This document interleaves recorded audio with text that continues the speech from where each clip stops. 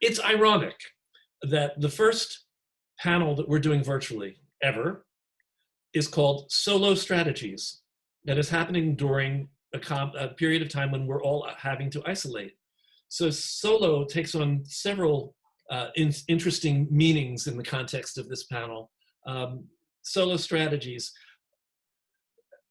What's also interesting about solo performance is that it's uniquely positioned, I think, the best positioned form of theater for virtual presentation. It's a lot easier to have one person on screen talking and giving you the show. And admittedly, a lot of people who do solo shows, I don't do them. I admire what you do. I respect what you do. You have to rethink a lot in terms of how you present yourself on a video screen like this.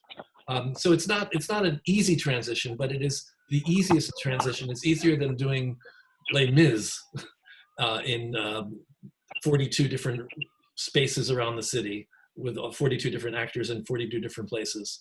So I think that it's a good conversation for right now for what we're going through. I'm also going to ask everybody to put yourselves on mute except for the panelists. There's some ambient noise. We're getting some background noise right now.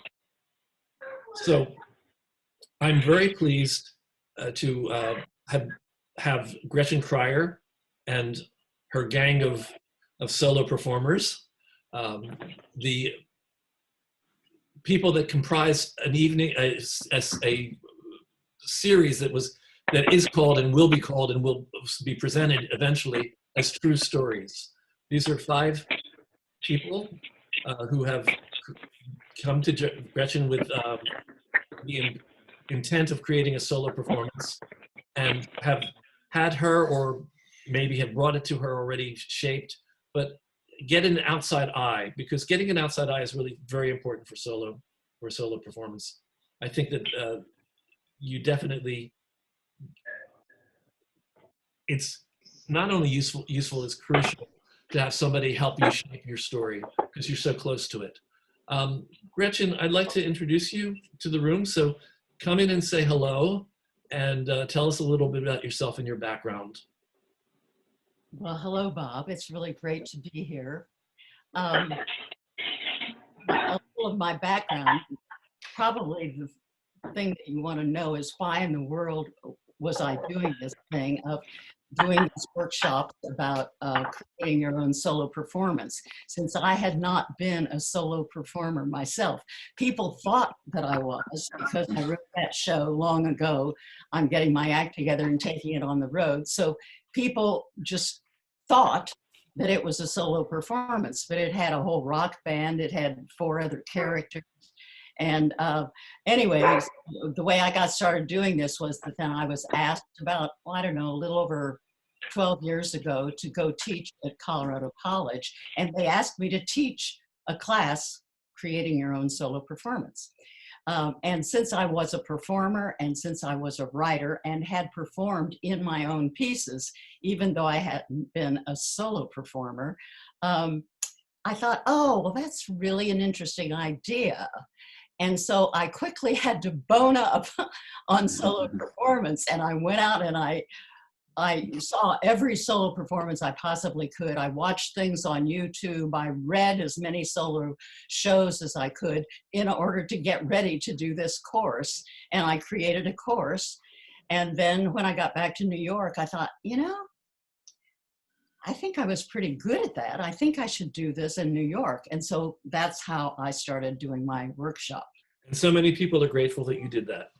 So on behalf of 1,000 people out there who do solo shows, thank you, Gretchen. As a start for this conversation about solo performance, what are your thoughts about what makes good material for a solo piece? What are the do's and the don'ts? How do people find what story to tell? I don't think you should think about do's and don'ts. People have stories to tell. All of us have dozens of stories that we could tell. What makes a good solo performance, though, is having a story that you really want to tell. There has to be an urgency about it. Of course, I have a lot of people come to me who want to do a solo show, but they don't know exactly what it's going to be about. Or they may have an idea of what it is they want to do, but then in the course of working on it, it turns into something completely different. But the important thing is that it has to be a story that you really want to tell, because that's what will keep the audience engaged. This feeling of urgency that this is something that you want to tell. So that's the first prerequisite for it. Then finding the story is the next thing, and that's what we do in our workshops. I personally really like to go for the episodic form. That is, in other words, instead of thinking of a solo show as, oh my God, I'm going to have to be up there for 75 minutes all by myself, it sounds overwhelming. But to create it episodically, going moments. And so what we have to do is find the episodes, that are vital to you, that are things that have left their mark on you, and then gradually a story tends to emerge. And so the whole thing is finding the story and then giving it a shape and creating an arc so that there is a journey of some sort involved. Right, which is always, it's true in playwriting as well, that we have to find the journey. We have to make sure that we're focusing on the journey, and there's a complete arc to it as well. Yeah. Yes. I'm going to ask, well, Jon's already on the screen for me. So Jon, is there anything you'd want to add to that? And I'm going to ask each of the panelists so that I can get them to move up in the line and we can see all of them. So Jon. Well, sure. What amazes me about solo performance, just as an art form, is the incredible economy that is possible with one person on stage, just elucidating a story in whatever way they choose to. And that's one of the things that has amazed me about the people that my mother has worked with. I've been lucky enough to see some of the work that her students have done, and the art form is incredibly elastic in terms of, you can present a massive battle with 2,000 soldiers and mythical beings and and horses and and weapons and something that would be just a massive undertaking in any other art form. But with just a person alone telling that story on stage has its own urgency, and that's one of the things that amazed me about the art form, is that it can be huge and tiny, incredibly intimate as well. And I've never actually done a solo show. You got, most of you folks who have shown up to this thing have way more experience in doing this than I do, so this is going to be kind of an exciting voyage for me. Well, thank you. And any of the other, Brian or Lynn or Abby or Steve? Sure. I'll just build on something that you were talking about with Gretchen. I think it's really important to just write something down and get going, because I thought I knew what I was writing about. And I kept writing with Gretchen, learning sort of how to craft a solo piece. And it was only with Gretchen's artistry and mastery that she was like, so that's a good idea, but why were you able to ask a nun about masturbation, was the other idea. And in explaining like why my background was that I wasn't uncomfortable doing that, she's like, I think you should write about that. But the point was that I actually just started writing. I was just putting stuff down, throw it all at the wall, and then eventually something will really come to the surface that's, worthy of putting on stage, hopefully. But that was Gretchen's, genius that saw the other story that was hidden beneath the one I thought I wanted to tell. And actually introduce yourself to the room and tell us what your show is as well. Oh, all right. My name is Abby Stokes, and my show is A Good Girl Doesn't, which is a comedy that takes you from here to paternity. Do you want me to do the whole shtick, or you want to introduce? No, we'll save that. I just want to have a basic introduction so people know who everybody is. How about Steve? You want to come in? Sure. I'm Steve Wruble. My show is Escape from Daddyland. I'm a psychiatrist in the New York area, and I've been in therapy forever. And so I've been talking about my relationship with my father in a very expensive way. And I was in a writing group with Gretchen, and she goes, you know, you've really got an interesting life. I was just enjoying being with Gretchen. Anything that my mother was not able to do, Gretchen filled up many times over. And she says, you know, you've really got an interesting life. You know, you were an Orthodox Jew. Your father was Elvis Presley's proctologist, and you're trying to get your father to see you. And, you know, but Gretchen was seeing me, and she kind of said, you know, believe in yourself. My therapist didn't do as well as Gretchen actually did, and she's much cheaper. So I'm just grateful. Thanks, Steve. Brian or Lynn, either one of you, who we want to get everybody at the front of the line now. Hi, I'm Linda Manning. I'm a playwright and an actor, and I have written many full-length plays and screenplays, but I was terrified to write a solo show, so it took me until midlife to get here, but I'm in performing it is so, it's been extraordinary going through the process.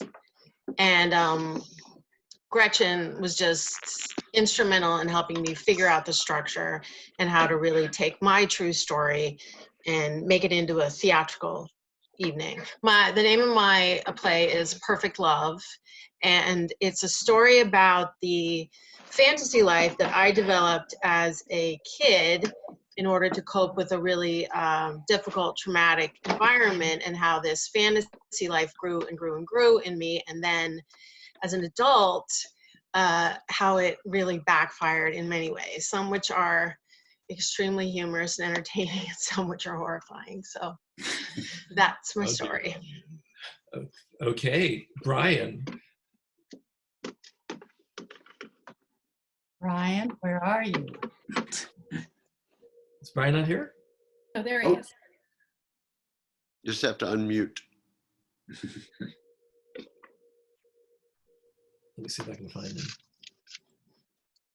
Brian is the little thing down in the corner in the left. No, he's unmuted He's unmuted.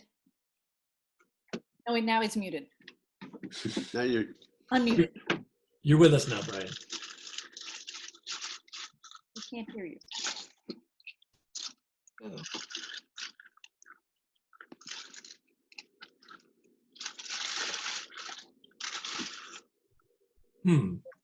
Can't hear Brian.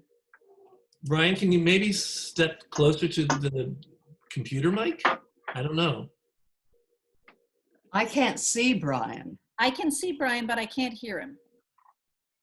So Brian, go down to the bottom left, and there's a little arrow to the right of the microphone that says mute. You got a choice of 2 microphones, save as system or build-in microphone. Try the one that isn't checked and see if it brings you to life. No. Is his volume up on? How about his volume? Maybe his volume's not up on his computer. Brian, have you tried that? No. No. Oh, darn it. It could also possibly be that the volume is down on the microphone. We're gonna do our best to get you vocal, Brian. There. Now I can see him.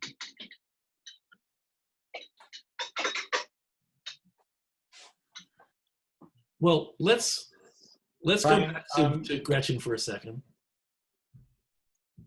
and we'll get Brian back later. So Gretchen, my question to you is, how did these 5 people with these? Oh, there's Brian. Hey! Brian, you're on. Steve? No, Brian, we can hear you.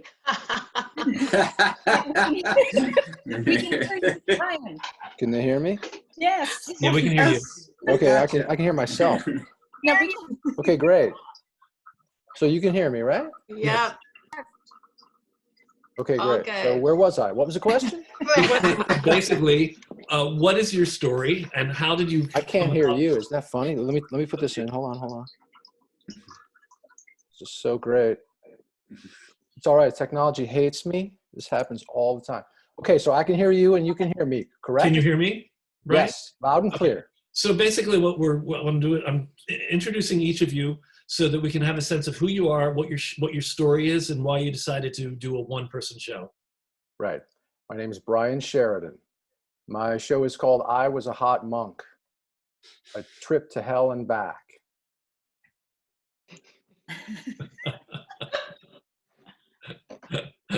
And it is about my journey from being an actor into monasticism and then back out to being an actor again. All right. So Gretchen, my question to you is, how did these 5 stories land in your soul and make you want to produce a series called True Stories? Why these 5 stories? Probably because all the stories were absolutely fearless. And that's another component of solo performance. It has to be a fearless endeavor. And you have to be willing to not care what anybody's thinking while you're writing the thing. You must not judge. You must not censor yourself. And in order to find your own authentic story. And these 5 stories just happen to be incredibly fearless and incredibly authentic, and they were all true stories. So a lot of people do shows about other characters. Hal Holbrook is my whole living doing Mark Twain, for example, but these all were true stories. And again, their authenticity, and also each writer performer brought to it special talents, very special talents. So that's why I chose these 5, and it was going to be a great thing down at the Cherry Lane in May, but now it's going to be next year at the Cherry Lane in May. We hope. It will happen. So I want to go back to the solo performers and just have you go a little bit more into depth about why you chose, Abby, you started to tell us how Gretchen helped you decide what you were going to focus on in your show. Sure. Can you tell us a little bit more about? Sure. I actually come to this as an author. This is the first play I've ever written, and certainly the first solo piece. I had an idea for a book about 15 years ago about the changes in the libido after the age of 50. So I had done 65 interviews across the United States, 104-year-old, after you got divorced, after a mastectomy, and didn't get published. And when I heard about Gretchen's workshop, I took it thinking I was going to take those monologues and turn it into a show for somebody else to perform. And it was in the course of writing those down with Gretchen, using all of these great techniques she has for sort of having each different piece have a different flavor so there's contrast. She did say to me, why did you feel comfortable writing about a nun masturbating, or asking her about that? And I said, well, my parents were kind of swingers, in the 60s, they went to key parties. And Gretchen went, I think you should write about that. And then as I started writing about that, then it was like, well, we don't know who my dad is because of that. And she went, I think you should write about that. So it progressed with Gretchen sort of peeling back the layers of my onion that I didn't know would be an interesting story. And what I think is, when you talked about bravery, I had a very unconventional childhood. I think we all do, but it's why I didn't necessarily think that my stories were anything anybody would want to listen to until somebody else heard them and went, oh no, you should flesh that out. So that was really, it sort of evolved from Gretchen, just seeing a little bit more, hearing a little bit more. And then as we progressed with the writing, those moments of bravery, I'll just say this to other people who are working on their pieces. There's a piece in my show that was the last part of it that I wrote that is not at the end of the show, but it's really the climax in the show. And I was avoiding it. Steve could speak to this as a therapist. It was a moment that had to go into the show that I just wasn't putting there. And when I finally was brave enough to put it there, when I first wrote it down, I thought, oh my God, I can't perform this in front of an audience. I think if you're doing a solo show, you just have to decide you're going to walk directly into whatever it is that is at the gut of you, and you're going to bravely go forward, because why write it if you're not going to share it. So like, I just say, like, at this point, I feel like my bravery level has gone up so much higher because of writing a solo show and just deciding I had to put it all in there and then put it on a stage, and God forbid I was actually performing it on the stage. So that was sort of my evolution. Jon, so you haven't done yours yet. How brave do you have to be to get up on that stage and do your show? I guess I'll find out, won't I? Tell us a little bit about it.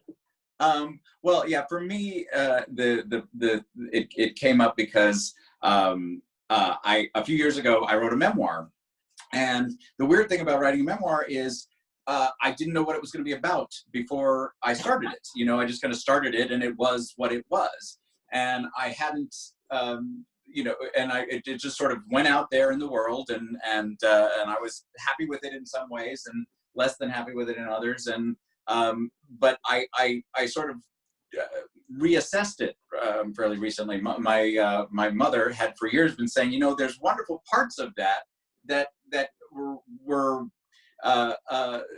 about your experiences in a theater, and I came to realize that a lot of my experiences as a performer, people know the successful stuff. You know, that is an interesting thing about being an actor, is people tend to forget the stuff that disappeared. You know, but but the stuff that failed is the stuff that changed you and changed who you are as a performer. And so my mother and I started looking back at the parts of the memoir that that really changed me, and they were all stuff from the theater. And I thought, oh God, this is going to be a wonderful way to, in the immediacy of doing a solo show by myself in a theater, re-experience the thing that turned me into the person I am through the theater. And you haven't gotten on a stage yet, but have you recorded for friends yet? No, I have not. It's still being written. We're still, but the obvious question is, Gretchen, why are you doing this to your son? But I have performed chunks of it in other situations. I have been asked there were excerpts from the book that people have asked me to perform publicly, and I have done that, and so there are and a lot of it really resonated with people. So you know, it caused my mother has just been saying, you know, you've got to do something with this. This works, and there's a story here, and you have to do something with it. So basically, bottom line, she's making me do this show. Yes, but I have to say, Good. what is with Johnny's thing, it's been a matter of creating an arc, because we're not doing his whole memoir. You know, we were picking just, again, these episodes having to do with his very beginnings, way back, you know, when he's 11 years old and being an usher down at the Equity Library Theater and memorizing the shows and so forth. We had to find an arc, you know, and that wasn't necessarily in the memoir. So that's been the challenge. So let's talk about an arc for a second. So let's get dramaturgical for a moment. What do you mean when you say they have to find an arc? Just for anybody out there who doesn't know it. Again, it has to do with the journey. There's got to be a journey of some sort, and something that gets set up at the beginning that then reaches some kind of a turning point, so that you can say, and after that, everything was different. So that's a very broad, definition.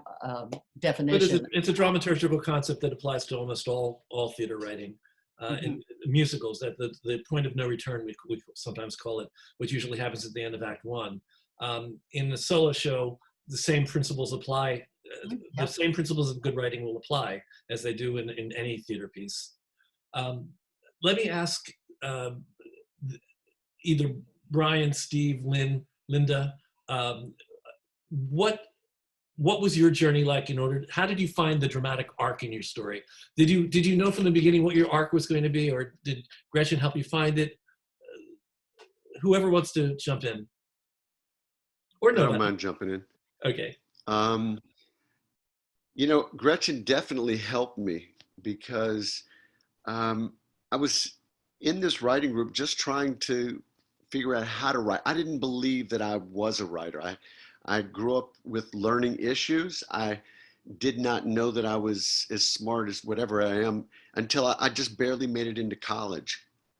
You know, in college, I start to study and realize that if you study, you could do well. So I still had these parts that said, well, you're not a writer. And as I'm in this group, things start to happen. A woman in my building asked me if I could, you know, what was going on with Trump in my practice. And lo and behold, she was interested in the story that my family voted for Trump. I know it's terrible, but she said, I'm interested in your story. And I started to write it. I got into a New York Times bestseller called The Dangerous Case of Donald Trump, where I exposed my relationship with my father, comparing my relationship with my father to Trump's relationship with his father. His father was an asshole. My father's a dick. It's not, you know, which means he doesn't really know that he's acting the way he is, but he is. He's like a narcissist light, my father. So Gretchen helped me find this arc of how do I peel my father away from me in order to be who I am, even though I'm a psychiatrist and I help people with it all the time. It just helped me figure things out that allowed me to kind of believe in my voice. Thank you. Thank you for sharing that. Linda, you want to talk? Yeah, in some ways, I think the arc of my play, I mean, it has one in the writing, but in some ways it's me. It's the live experience of me standing there. I'm right here in the room with you now doing it, because it's a lot about surviving in a difficult family situation and a difficult dynamics and the impact of that on me. And so the end of the story is I'm here, you know, and the fact that I'm saying it and I'm okay, obviously, is sort of how it sums up. But it took a while. I took Gretchen's solo class at the Dramatists Guild in 2017, and she started to teach me how to build small bits out of the story and how each small bit needed to have a different point of view. First person narrative, or a scene with two characters, or a scene where you just do one side of the dialogue, or third person, or a poem. And so I started writing all these small pieces. I knew going in what I wanted to write about. As I was getting into middle age, I was finding that my past was just hanging in there and getting almost more difficult. So I wanted to go back and trace that line. But Gretchen really helped me understand that the way to build the structure, which is sort of, I think, the key to keeping an audience in there with you, is to change direction. I probably have 20 sections in a 75-minute piece where the style of that particular story shifts. So it's in changing how you're telling the story that then starts to enable the bigger themes and the bigger ideas to layer in to the whole thing and start to really give the audience, I think, a complex, rich experience. Mm-hmm. Let's see Brian. So again, to go back to the basic question, it's how did you find the dramatic arc in your piece? Did you have a handle on it, or did Gretchen help you find it, or did another outside eye help you find it? Yeah, I as soon as I got out of the monastery, Eileen Kristen, I think she's here. Hi, Eileen. She and I had exchanged letters when I was in the monastery, and you know, not emails, handwritten letters, you know, by carrier pigeon practically. And as soon as I get out, as soon as I come back, she's like, "This is your next one-man show." I had done one or two out in LA, and she saw them. So she's like, "This is your next show," and I'm like, "No way, you know, no." So about a year goes by, and she still kind of would nudge me once in a while, and it's too close, you know, I need perspective. You know, I just went through this, I can't, you know. So finally, long story short, I got to the point where I knew Gretchen, I had done her play, and Eileen says, "You know, Gretchen teaches a one-man show writing class, I was like, wow, really? And so I finally contacted Gretchen. I was like, I'd like to take your class. And I still wasn't like, I'm going to write about the monastery. I didn't know what I was going to write, but I wanted to write a show. And I'll never forget, she said to me with absolute certainty, she says, you don't need to know what you want to write about. We'll get you a show. And I was like, wow, that's really crazy. How can you get a show not knowing what you want to write about?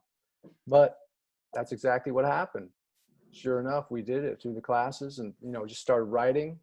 And everything that came out, she then, as a dramaturge, formed it, said, we need this, we need that, this has to go.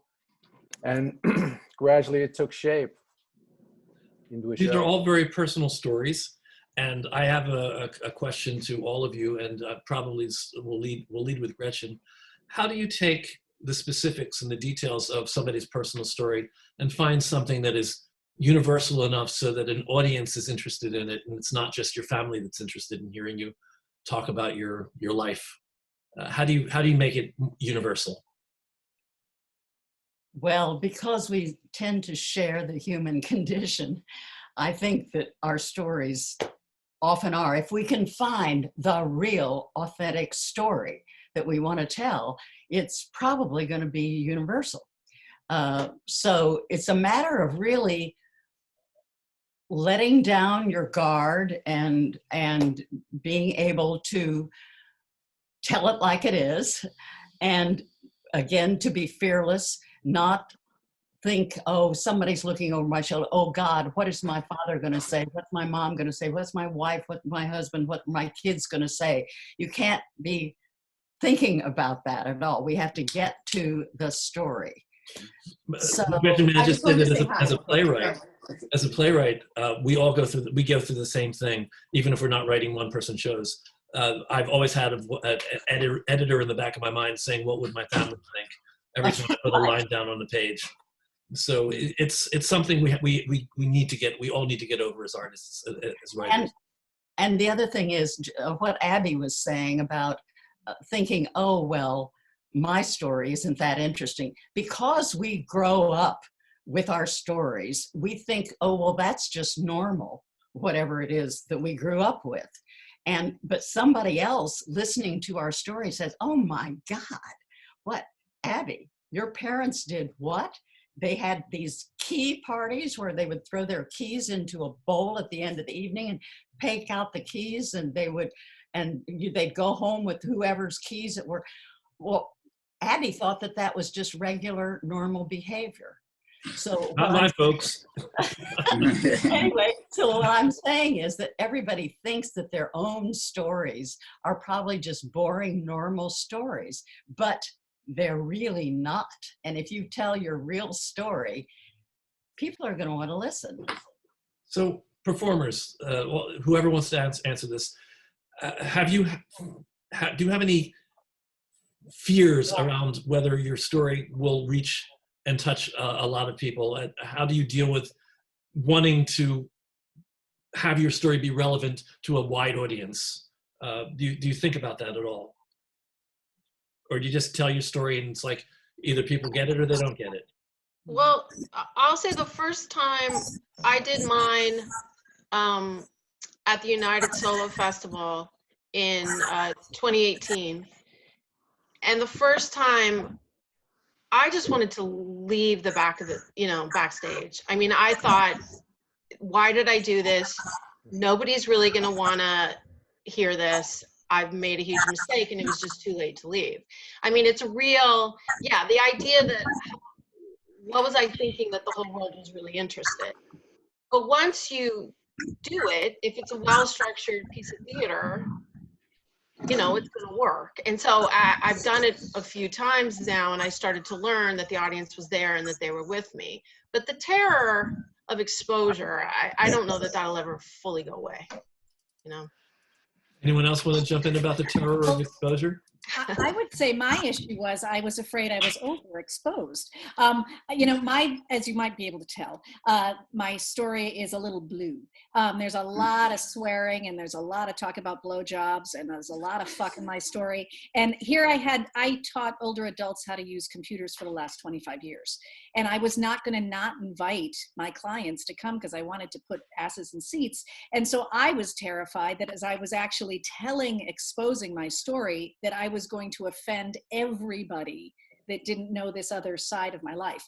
What was interesting was some people were surprised that I said fuck because they never heard it before. But what really resonated was that people had a really heartfelt response to the challenges that I had seen as a child. Honestly, it remains a revelation to me when people see the show that they come up to me and they're like, oh, you went through so much. And I'm like, went through so much? That was kind of hysterical. But people see the heart in things that sometimes we might not even give enough weight to. So it was always interesting to me that the blue language wasn't what people were taking away. What they were taking away was the life that they were seeing. And even if this story was different than most people's childhoods, everybody found something in it that they related to, because everybody that I talked to after the show would tell me their story that had something to do with the morsel in my story, even if they didn't seem that similar. And I think that's what great theater and writing does. Anyone else want to jump in on this? I will. It's Mary Goggin. I've been sober for 32 years, so I'm used to telling my story. But to get on a stage and talk about it was really the word that I get the most is riveting. And I think it's and there's sometimes there's audiences there's no response, and I realize because they're riveted and they don't even believe it that it happened. Do you know, like how to choose a pimp and the 5 top rules of turning a trick, and and shooting dope, and it's terrifying in that, like, I don't know if I'll ever get anybody to date me again. You know what I mean? How do you say that? Man. Well, but what's riveting about that is you're being vulnerable in front of people. That's what's riveting about Abby's story. It's what's riveting about Brian's story. If you're willing to go in front of a lot of people and be vulnerable, that immediately gets the audience empathy. Mm-hmm. Yeah, this was the text that we studied in Abby's class. Notice its title: Extreme Exposure. Not a little bit of exposure. It's not partial exposure. It is extreme exposure. So, but that's the name of the game. That's what every artist in that book has done. All of the pioneers and all of our predecessors have all done it. So you've got to, carry the mantle, carry the torch, and keep it going. But yeah, it's scary. I was dreading every rehearsal. And and I still do, and we've been postponed twice, and both times I'm like, oh, thank you. But that's the artist's job is to live way out there on the edge of the dock in the storm, and but it's just something you have to, with support from your director, Gretchen, your fellow artists, you get out there and do it. Well, one thing I have conversations with writers about a lot, including with myself, is the whole idea that just because something happened doesn't mean it's dramatic. How can you tell the difference between what is and what isn't dramatic in your story? Anyone? Brian and I took a class together, and Brian really helped me out because there are times that I wanted to protect my ex-wife from a certain story, or my father, and Brian would say, "What happened to that story about what your wife said a few weeks after you got married?" And it really hit him. It stayed with him that he would remember that I had told the story months earlier, and so the give and take between us in the group that we were in has been wonderful for me to have the guts to not worry what my father and what I did my show for my ex-wife. I couldn't believe it because I wanted to use her name in one of the songs. I have 5 songs in there. And I said, God, I'd really like to do this show for you because I'd like to use your name. She said, okay. And she actually loved it. Now, I'm not thinking about marrying her again. Trust me. It was a good divorce. But it really said a lot that I was able to be that vulnerable. I even said to her, I said, but some of these stories you used to hate. She goes, we're divorced already. It's done. But you're right. That's exactly what occurred with us. And it was amazing. So I think being Bob, open, being vulnerable. I think what Steve and Brian are both getting at that I think does indicate for the artist what's dramatic is you have to put these scenes up on their feet and see, like you throw a bunch of stuff at a wall. Some of it's definitely going to be dramatic, but you will notice through the rehearsal process or through the reading process what things just don't weigh as well against the other pieces. Like some pieces will be clearly really great and these other pieces sort of fall away, and that's really the indication that you need to write some more and find other pieces that measure up to the obviously dramatic parts of the show. So this is to all of you. Were there any things that you were really in love with that you hated to give up in your solo show because you realized that they just weren't weighing in properly? They just weren't dramatic in context of what you had created. Anyone? I remember. Yeah, go ahead. No, go Brian. No, I had, there's a poem or two in my show, and there was like a third poem that I had wrote, and Gretchen cut it. She cut my little poem. Painful. It broke my heart. It was like being in first grade, and the teacher marks up your writing assignment. So that was very traumatic. But she was right. It had to go. It was a weak link. Jon, you were working from a lot of material in your memoir, and you already said that not all of it really was going to be going into a show. Were there things that you kind of were hoping you could get in there that you realized weren't going to work dramatically for a solo piece? Yeah, and there's still stuff we're working on because there's themes that resonate, and there's themes that just sort of bounce off and don't quite hit the mark, but I really saw the thing as a person, part of the reason I love the theater is it's order from chaos. Life is chaos, and then theater is us processing life into something we can understand.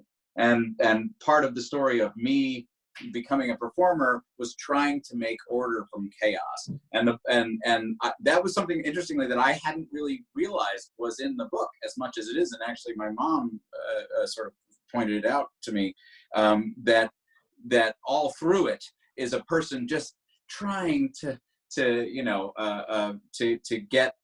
get things to be as they should be, and they're just never going to be that way. And what's fun about it is seeing it fall apart. It's a task that will never really work. But I have so many of those things in my life where things just fell apart that it's winnowing that process, winnowing all the failures. Just pick the good failures. Just pick the failures that really show something. That's what we're trying to do right now. Okay, thank you. Anybody else want to add to that? What did you have to give up that you really wanted to have in your show, but it wasn't working? Anyone? Okay. I had a relationship with this woman that was so important to me that it slowly got winnowed down, and it was huge at the beginning. And every time I would have a reading, people says, I really don't like that woman. They just didn't like and feel that was important to them as much as it was important to me. And it's so small right now. And it was nice to have people tell me the truth. Gretchen, you want to summarize anything and sort of give us any other ideas and hints about your process and how you get these stories? You wrench these stories from these people's souls? Well, the stories emerged, and again, people didn't always know exactly where the stories were going and what they were going to be, and you have to be patient and allow the stories to emerge. And so we would do just these exercises, these 10-minute exercises, again, writing episodically, writing for 10 minutes and not censoring yourself, not caring whether or not it's good.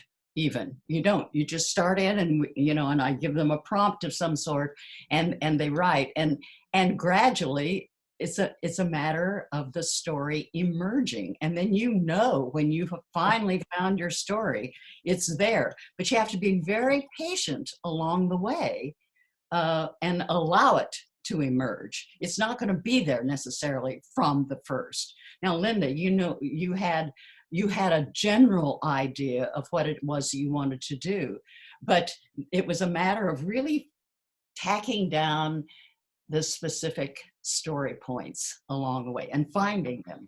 And by the way, people use whatever talents they may have in creating their own solo pieces. If you can dance, you can sing, you can play the guitar, you can play the tambourine. I had one person who did a show on rollerblades. It was hard to rehearse in my apartment. Oh dear. But my point is that you have to allow your story to emerge. Thank you. So that's one half of what this panel is supposed to be about, finding your story. And the second half is, and the people who want to hear it. So I'm going to actually turn to Abby, and we're going to talk a little bit about marketing strategies for solo shows, how to get your audience, how to find your audience. Well, Abby. Hi there. So I would say, if I were going to, I think a bunch of people that are here got the email that has the 20 tips, mostly free tips of how to promote your play. If you didn't, and you're a member of the Dramatists Guild, it's in the last issue on page 43, or you can ask Bob and I can email it to you. If you put it in the chat, I'll make sure you get it. I think when the first thing about getting asses in seats is, we're artists. We've worked very hard to get our play together. That's one leg of the stool. And then we got our play into a theater. That's the second leg of the stool. If you don't get people to come and see your play, oh, thank you, Gretchen, well done. If you don't get people to come and see your play, then why have the other two legs of the stool? And I know for a lot of artists, marketing is unappealing, but if you sort of turn your head around marketing a little bit and think, I can approach marketing in the same creative way that I approach my writing. I can become a different character when I'm pursuing, connecting with a reviewer to review my show. I don't have to be the quiet hermit who doesn't want to be heard. So use your creative mind. But I would say the practical things, the first thing I think everybody needs to do is to carve out time to get asses into seats, which means commit just 15 minutes a day. Don't commit an hour to getting people into the seats, because if you say, I'm going to spend an hour on Monday trying to figure out how to market my show, you're going to figure out something that you need to do instead of that hour. You're going to, clean your sock drawer. You're going to go have to answer a phone call. But if you say, I only have to work for 15 minutes every day, and in that 15 minutes, it could be something as simple as, I just need to send out 2 emails. Or I need to decide what my postcard's going to look like, or I need to organize the list of reviewers that I might want to invite. But say 15 minutes every day, and before you know it, you will have built up not only a habit, and since we're trapped in our homes right now, and it takes 6 weeks to determine a habit, you got 6 weeks, I bet, for you to determine this 15 minutes a day to put towards your marketing. But that allows you to not have it be such a big mountain that you have to climb, a mountain that you're not that attracted to. I would say the first thing, and when we talked together at the True Stories group, I said, everybody needs to think about the tribes that you want to attract as an audience member. As an author, the first thing that the publisher said to me, who's your book for? Who's your audience? And everybody wants to say everybody, but the truth is it's hard to market to everybody. So first you decide your audience and narrow the fields for specific marketing, but then you want to broaden for yourself and say, who are my tribes? Like Abby Stokes, have particular tribes because I like to scuba dive and I like to garden and I have a lot of high school friends. Those are all my tribes. But then what are the tribes in my show? A Good Girl Doesn't has very different tribes. It's a lot of lesbian, gay stuff inside my show. There are swingers inside my show. It's a bit Mad Men, so there's some of that. Virginia Woolf is mentioned in my show. So then I would look outside of my world and look for tribes within the world of my piece so that I can build a community with those different tribes. So, truly later on, I can pimp my show to them. I mean, at the end of the day, I enjoy actually discovering these tribes and interacting with them, but there's always the little hidden agenda, and it's not a dirty thing to say, I want to sell tickets to my show. So as I get onto Facebook and I start to search for different groups that I might want to join, and I begin to interact with them, I'm looking for the tribes that might be interested in my show, but I'm always keeping in mind that social media is like a dinner party. So you don't want to be the one who makes the table tip to one side because you just talk about yourself. You need to engage with other people to build a relationship that makes them interested in when you finally do toss out this little nugget about the show that you're doing. And then they're invested in you, and then they might support you. There are all of these great solo performers in here that I'm familiar with because I made a point of going to see their shows because it was really educational for me. I learned so much. But now we're friends and we're supporting each other. So I would say, like, if you were just doing the first things to think about is, providing appropriate time for yourself, 15 minutes a day, really think about your tribes and make sure that you're engaging with other people in whatever way that is. But, always being willing to pimp yourself in there as well. That's part of getting them into the seats. We have two questions, if you don't mind. So I see Mindy and Elizabeth have their hands raised. Mindy, do you want to ask a question of Abby? I don't know. That was from like the beginning of the seminar here. I had that from a long time ago. So we'll get to that question later. And Elizabeth also, was that from earlier? Okay. Yes, from earlier, yes. Okay, so once we're going to talk a little bit more about marketing, and then we're going to open up for questions from everybody. So in addition to you, Abby, my other speakers, what is your experience in terms of marketing yourselves and marketing your shows? Anyone? I did my first performance at United Solo, and I basically just reached out to everybody I knew, but I'm doing a lot of theater, I'm writing a lot, so it wasn't like the first time someone's heard that from me. So I felt a little challenged in saying, okay, but come again. But I did find getting a full house for that one show. And then I wanted to figure out where else to put the show. So I started reaching out to smaller theaters in New York that do solo shows, and Dixon Place, which is a great theater down in the Lower East Side, agreed to put my show up for one night there, and they have like 130 seat house. So I went back to my list, but then I went to the people who came to United Solo and wrote to them individually, thank you for coming, sent links, you could let your friends know if you liked it, you could come again. All the social media posting, which, is a fine line, I think, between doing too much. So I definitely tried to walk that line and not overdo it. And that was in April of 2019. And then I did it in the fall of 2019 at a small theater up in the Bronx. And again, went through the same process. The theater, Dixon Place, and the theater up in the Bronx both had their own lists, which they put out too. So far, that was 3 shows up in the Bronx. And that went well also. It was a 50-seat house. I was able to fill those.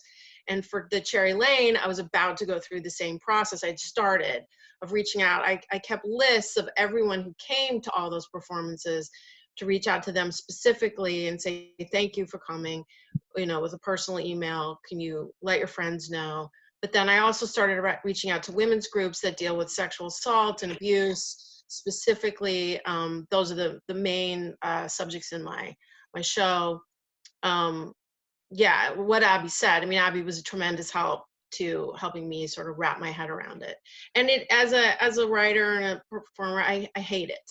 I hate it. But you just do it anyway. You hate playing to an empty house even more. Yeah, exactly. So you just do it anyway, and it starts to add up, and it so far, and I felt confident that I was going to be able to fill the houses at the Cherry Lane. Gretchen, Brian, John, Steve, anybody want to talk anything about marketing, how your experience marketing yourself, or is it something you let others do for you? I think the answer is... As for me, Yeah, it's as creative people, you know, we're right brain people, and marketing is a left brain task. So it tends to be something that we don't like and we don't take to and we avoid. And I'm definitely no exception to that rule. But it's like Abby and Steve said. Abby said, you know, if you've got a program, you know, 10 things to do or 5 things to do or the 20 things to do, get a hold of that list. And that's your program, and that's what you're gonna do. You're gonna force yourself to do it. It's like doing a workout, push-ups. You're gonna force yourself to do them, even though you don't want to do them. And then also, like Steve said, you know, when I studied, I learned and got good grades. So if you set aside the time, like Abby said, and you do what's on the list, you get the results. And so I was startled to find I actually had a huge email list at my fingertips that I just really didn't know about because I just didn't want to do it. I wanted to resist. And so I learned that it will bear fruit if you put in the time and you have the program to follow. It will bear fruit. And you might not be a master, you might not be great at it, you might make a few mistakes, but yeah, if we've learned anything in this house arrest thing, if there's no audience, there's no theater. So, and if you don't do the marketing, nobody's going to come. I mean, the New York Yankees have to do marketing. You know, everybody still has to do marketing, no matter how big of a star you are. So, and if there's no audience, there's no theater. So you just have to do it. It's part of the show business process, and it will bear fruit if you do it. Like I said earlier, I'm not sure how soon we're going to have audiences comfortable coming into rooms and being together in a small space. So one thing that we can do right now, you can actually be doing what Abby's suggesting. You can be preparing for when we finally come together, when we finally are out of this. You can also be looking at opportunities to present your work virtually. I think that's something you might want to consider, all of you. I'm thinking about doing a solo series through TRU. I haven't decided yet whether I'm going to commit to that, but a virtual solo series. I haven't told this to Gretchen yet, but I'm actually thinking about doing mine online on the 14th, just because I want to get rid of it. It's driving, you know, I've had it and I've got to wait another year. It's like I've got to just almost get it off of me because I want to write. So I have another show that I want to write and I can't really immerse myself until I let this go. But an interesting piece about the marketing, you know, as a psychiatrist, I'm supposed to be a blank screen. So for me to promote myself is crazy making for me. I've done stand-up in Berlin for years. I've won the Moth, but always under a pseudonym. So for me to use my own name, knowing that I can be Googled and them hear that my father was Elvis's proctologist and I'm talking about these types of things, it's really more than I can almost tolerate. Thank God for Xanax, but no, I'm just kidding. That's your next show. but to have the courage to be real openly is what what Gretchen has really taught me. It's just like, look, if you respect what, you know, your life and how you are, then put it out there and let it hit, as Abby said, let it hit the wall and see where it goes. But this is new for me to have to promote, and it's tough. Abby, was there anything else you wanted to add to the marketing discussion? Well, so the most important thing is to sort of put together what I refer to as a toolbox, so that all of your props, if you will, are in one place, which means when it's time to send something to a reviewer, you've got your actor's photograph, and maybe you've got some stage pictures, even if it's something that you've done when you haven't been on stage, that you have your bio, you've got your pitch. You've got your elevator pitch in 30 words and 60 words and 90 words, because if you're submitting it to festivals or theaters, sometimes that's the requirement. All of that homework to fill your toolbox actually makes you better and lusher and more articulate when you go at a cocktail party and somebody says, what are you working on? And you don't have to hem and haw about describing your show, but it sort of comes trippingly off your tongue because you've done all your homework, because all the parts are in your toolbox. And this is a great time to be doing that. What do we do now? What do we do now? Well, we prepare. Right. This is an incubation period. I don't know how long it's going to be, but we're incubating and we have to do whatever we And can this is nurture the perfect seeds. time to do research. If you want to look up theaters that you might be wanting to present to, or reviewers that you want to find, or other people in the theater, this is the perfect time to research those and to make copious notes, not just on the theater, but like, is there something in that artistic director's bio? Oh my God, Old Saybrook. I didn't know Bob goes to Old Saybrook. I grew up in Old Lyme. I'm going to remember that. So when I talk to Bob, I'm going to say, oh, Old Saybrook, what's your favorite restaurant? I'm not faking it. I'm actually invested in that question. It just happens that I added a personal element to our interaction, which Bob might very well remember. Yeah. I'm trying to remember my favorite restaurant right now. So I'd like to open up questions to the room. So how are we going to do this in an orderly way? Not everybody knows how to raise your hand virtually, but I see David Quang Pham has his hand raised. Did you want to ask something? Yeah. And actually, can you tell everybody where you found your hand to raise so that they can? Oh, yeah. You just go to participants if you have a desktop on the bottom, and it'll have raise hand, yes, no, go slower, go faster, more. I'm not sure about any other medium, but so at the bottom of the participants list, if you have your chat open, that's one half of the column that you're going to see on the right of your screen. The top half, if you click on participants, the top half will be the participants and will be the opportunity to raise your hand. Now we've got lots of hand raises. So David, what's your question?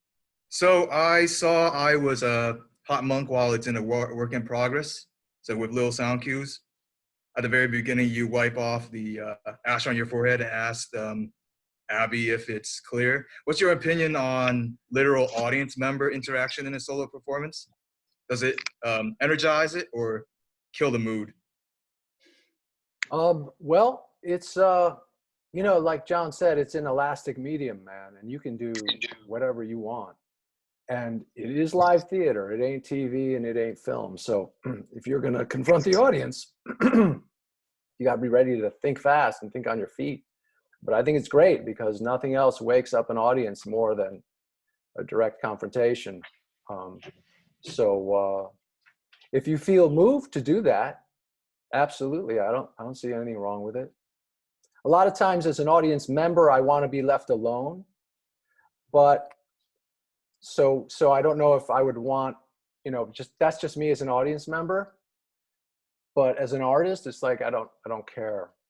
Okay, so interaction. Let's bring anybody else have an interactive part of your solo performance. Any of my panelists, that is. No. So it's you, Brian. So we'll go to the next question. Well, I mean, yeah, I think that it could be me, depending on the night, depending on the audience. Well, that's always the question, is when you're, you know, how much are you directing to the audience, wanting them to think they can interact with you, and how much is it being directed at, you know, it's a very interesting question because we've talked about this, whether or not to address the audience directly in anticipation of an answer, and we decided not to do it. But I think it's, you know, it's a jolly good thing to do, but you better be ready for them to answer. Now we have a question from our friend from East Haddam, Candy. Yes, one of the things that I've struggled with is I have written plays, one man, one woman shows, based on a different culture and tribe, so to speak, than who I am. And it hasn't necessarily been a huge issue, but it is an issue when I try and market it, the shows. Right now, I'll just give you an example. I have Osaki-san, William Gillette's Gentleman Valet. It's based on a Japanese immigrant who came over in 1888 and eventually became William Gillette's Japanese valet, confidant, secretary. And his brother was the mayor of Tokyo and gave Washington, D.C. the cherry trees. There's some really interesting things about this life story, and I have marketed it to a number of different Asian entities and organizations. Pan Asian Rep has included it in their Hopefully It Will Go Forward, New Works 2020 this June in New York, but I do feel a sense of resistance from some who say, and they haven't said this overtly, but I'm wondering if anyone else has come up with this, little bit of a wall where, how dare you tell the story of a Japanese man? Now, the actor I have, who is Japanese, he is actually an immigrant to the United States. He is 100% into it. He has no problem with, middle-class white woman writing his story, because he knows I've done my years of research and everything, and he loves the story. But has anyone had any experience with or trying to jump over the wall of multicultural diversity, which is one of the things that I thrive on sharing, and yet because it's me and not a person from that multiple, Gretchen, I would assume that you've had experience. You've worked with so many people. So can you give Candy something of an answer? Candy, I've had that happen too. I wrote a play that has a transgender character in it. And it turns out that probably because I'm not a transgender person, it's, right now people are very sensitive about that. How can you write about a transgendered person if you're not a transgendered person? So yes, I understand. And I think that may just be something that we're a period of time that we're going through. I mean, nobody says to me, oh, how can you write a male character? You're not a male. Nobody says that to me. But anyway, I don't know whether that's just our times where we're trying to be politically correct about everything. I really don't know why it is, but I understand what you're dealing with. Okay, I'm going to go to Lester Shane now. Lester? Hi. Yeah. Okay. You've been speaking about how to market your show, but that means it's already been put into a theater. So I wanted to figure out that step in between from having had stuff done in other cities and in other countries and other venues, and now getting it into New York and putting it into a theater that's not just a solo festival, but is actually sort of a commercial run. How does that happen? Anybody have a magic answer?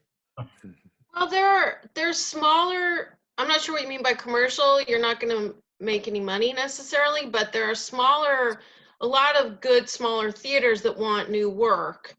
And for instance, like I said, Dixon Place was wonderful. There's the Tank. I could come up with, right. So I think that's the place you start with, trying to put it out in a way that they're going to accept you into their roster, and you'll get a chance to do it, and there's no financial exchange, but it's a chance to get it out there. United Solo is actually a lot of times cost you money to be a part of that. It did me, but there's a lot. I'll think about it more, but there's a lot of smaller places in the city. That's what I would do. That's what I did, and it worked. And I would also a good trajectory for that is actually to hook up with a not-for-profit. Sometimes you can develop things inexpensively through a not-for-profit, through their support, and not-for-profits very often have access to commercial producers who have interest in things. The chances of getting a solo show into commercial production are not big. I mean, you've got John Leguizamo, you have Sarah Jones, you have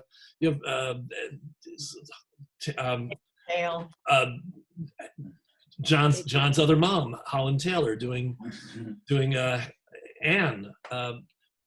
You have to have something really saleable to get a commercial production. It's not easy. I don't think there's any easy answers to that. We have a lot of questions, though. I want to go to Jamie Brickman now. Brickhouse.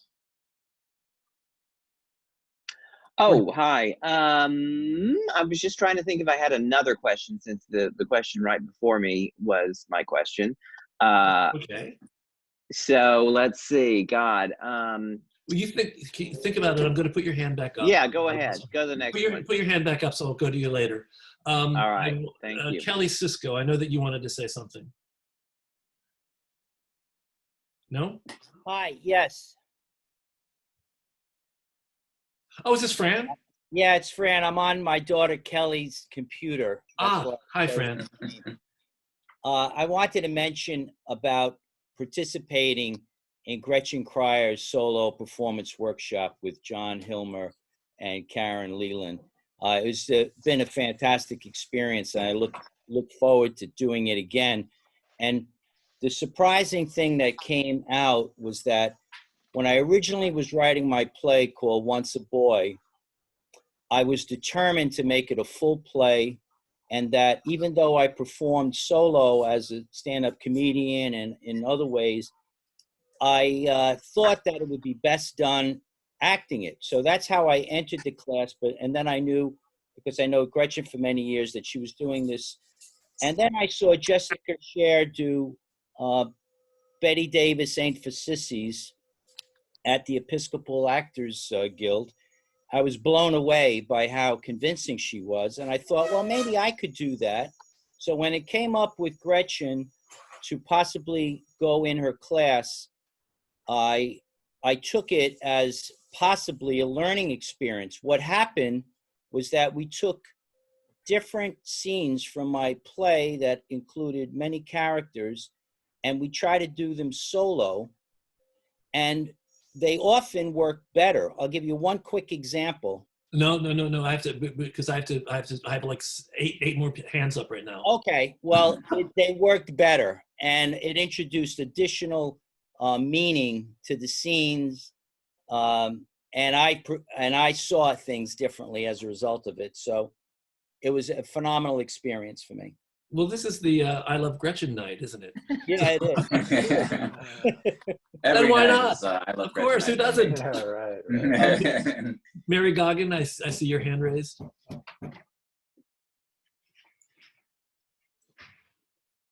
I can't do the video. It doesn't matter. I'll just talk.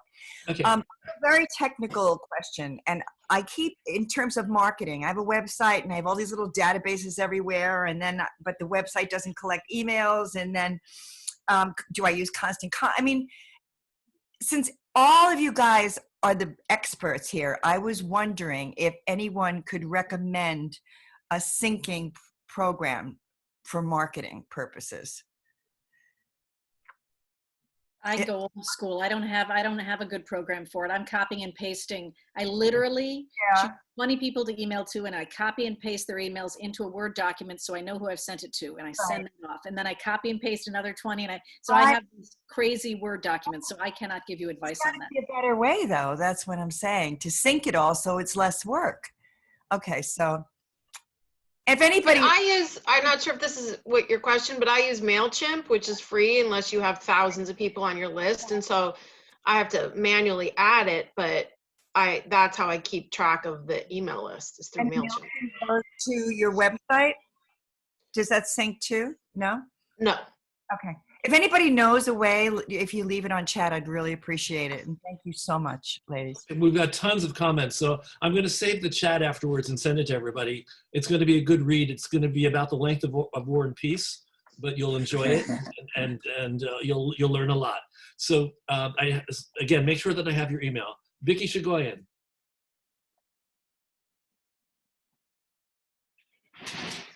Vicky? Okay. Grant Bowen? Hello, no, I'm here. Oh, you're there. Okay, there you are. Okay, Yeah, I'm muted. Yeah, okay. So my question is, I've been told many times that I should be writing a one-woman show. And my question is, by listening to all of you, the people up there tonight, is that you're writing shows that are based on real personal experience. And how do you get around talking about real life experience without exposing or opening yourself up to any kind of lawsuits? Or do you use different names? That's my question. Like, how do you I'm tell already a true story out of my parents' will, so it's not going to affect anything. Well, I don't know what you're talking about having to do with lawsuits. Well, I'm like, I've been through a lot, and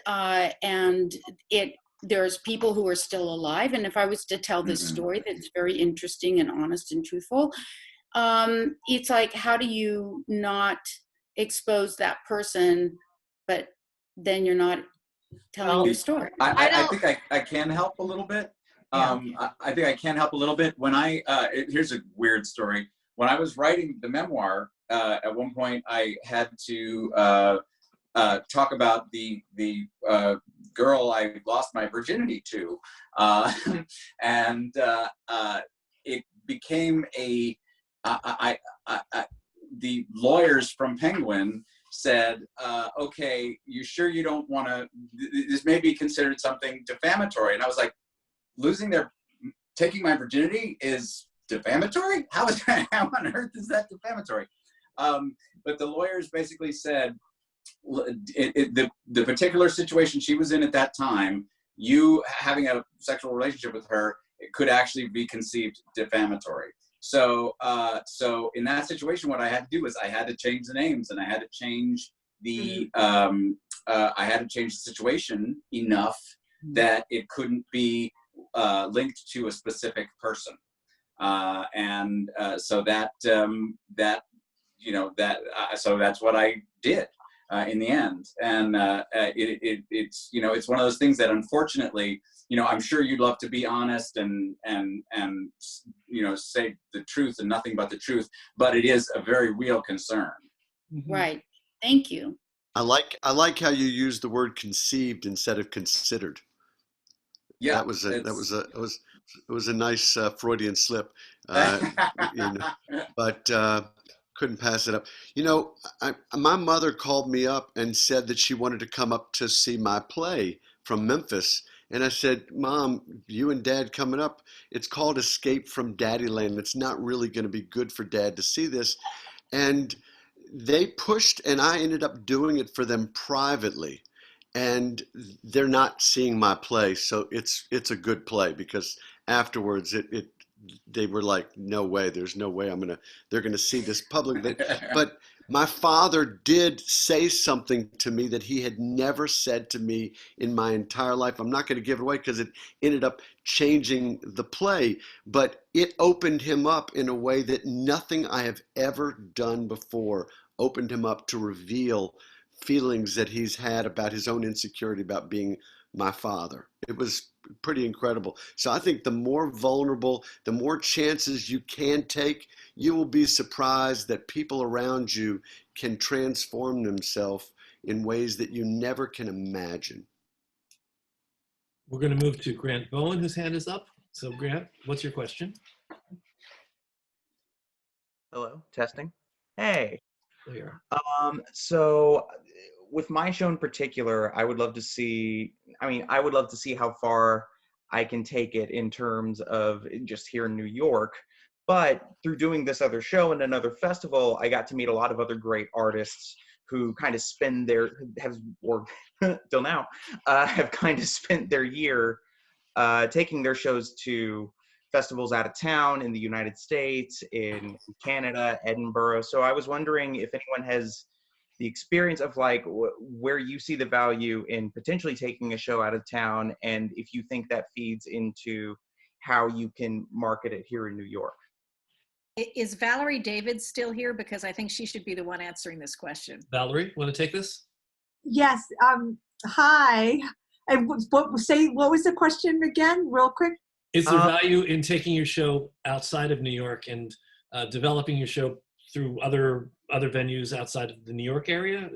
Absolutely, Grant. It's a great experience because my show is The Pink Hulk, and it's about being a 3-time cancer survivor. And it was really important to try to do it in another country, especially to see if it translates, and how to adapt some of the language as well. When you say, there's different, even when the trunk of your car is something different in England, So I thought it was very valuable because you really can see if your story translates universally to other countries. And Valerie, tell us a couple of the places where you've played the Pink Hulk.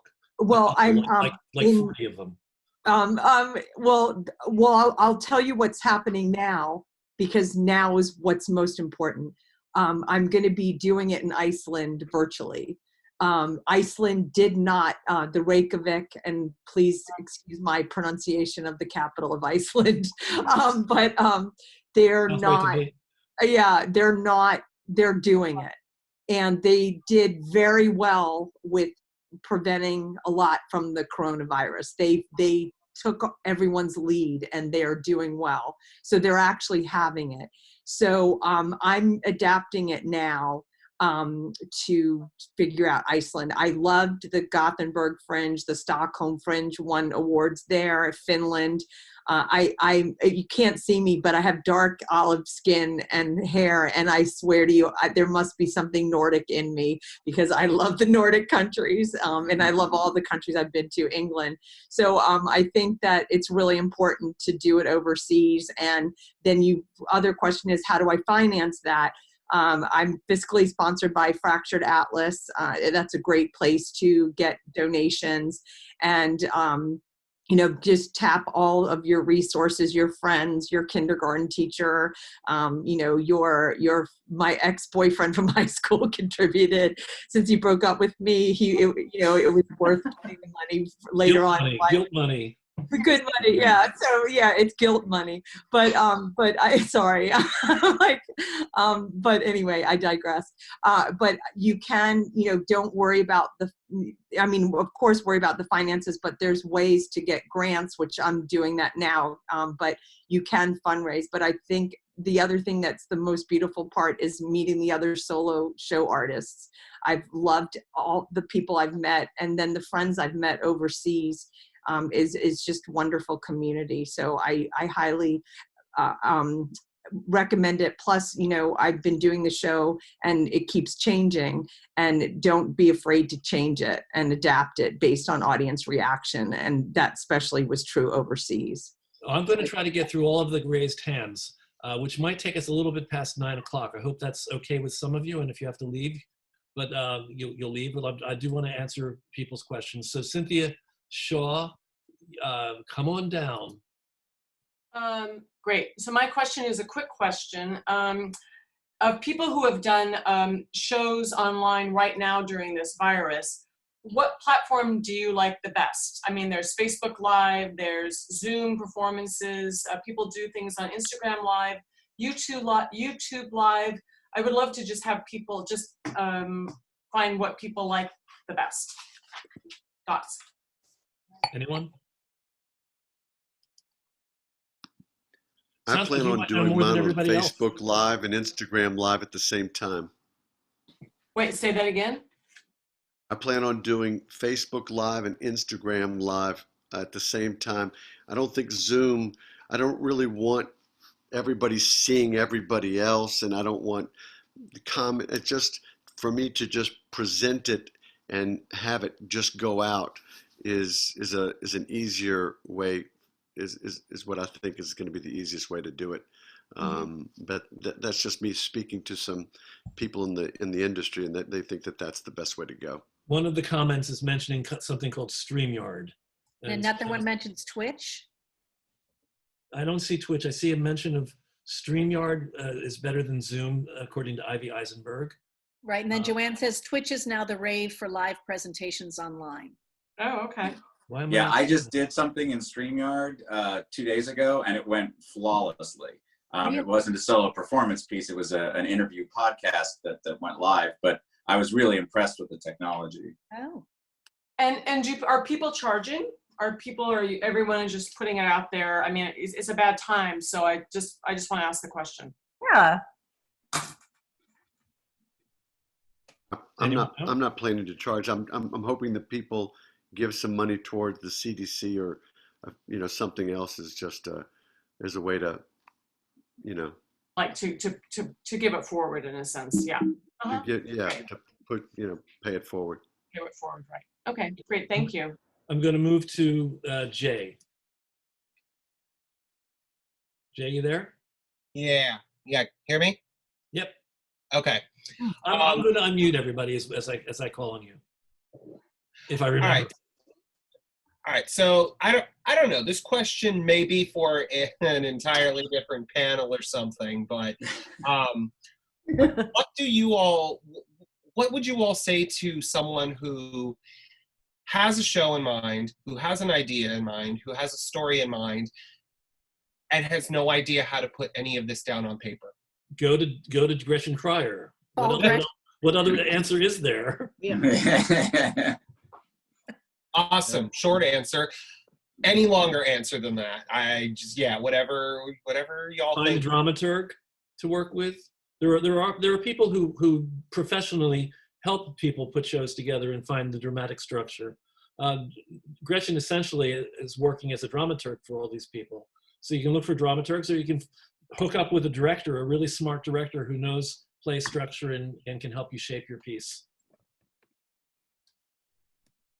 Any other suggestions? So, okay, we're going to go to Larry. Hi, can you hear me? Yes. Hi. First of all, thank you so much for doing this. I have a question for you. I wrote a show a few years ago called A More Perfect Union, which is based on the story of the Constitutional Convention of 1787, which is actually really interesting. And it has over 35. Whoops, we lost. If I could have some sort of projections or those people. As you're playing like scenes with 5 or 6 different people shouting at each other. Do you have any suggestions on where I could go to find someone to do projections or images that would be portable so I could take this to different theaters? Does anybody have any resources for that? I could actually look through my database and find people who do projections. I don't know if they specifically would be inexpensive and portable, but Prudence Holmes is saying, I've done 6 solo shows and I can help you. Oh, great. Thanks, Prudence. All right. Thank you. Sonia. Yeah, thank you very much for calling on me. And I want to thank this panel very, very much. You're just very inspiring, and I feel I can move forward now. My question is a very simple one. When you write, how do you write? Do you write on a computer? Do you use an app so that you can speak into it and then transcribe it? What is the physical way that you use to write? It's different for different people. Steve,